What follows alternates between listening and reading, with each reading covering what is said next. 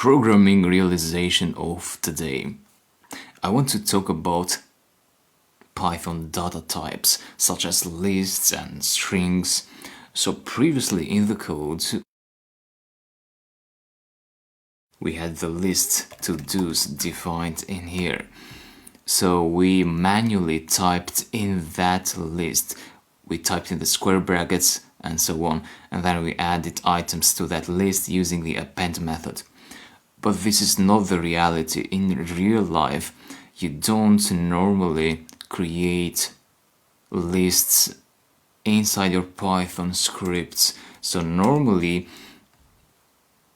lists are created automatically from other external files, such as the text file. So our list, in our case, was created at this point in here.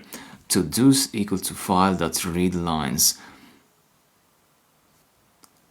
So file.readlines returns a list, and that is the same data type as writing a list with square brackets in Python. So it is exactly the same data type. The same goes for other data types, for example strings.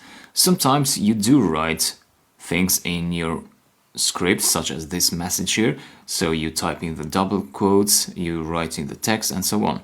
But most of the times you will probably get text from external text files, from databases. So for example, again in our case, the text this time is part of that list. So it's a list of strings that we get in here.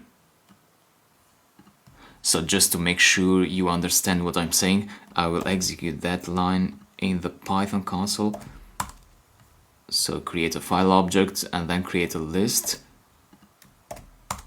So to-dos is just a list, just like we get type for that manually typed list, we get type list. The type of to-dos here is also a list. It is exactly the same object, and these are also strings.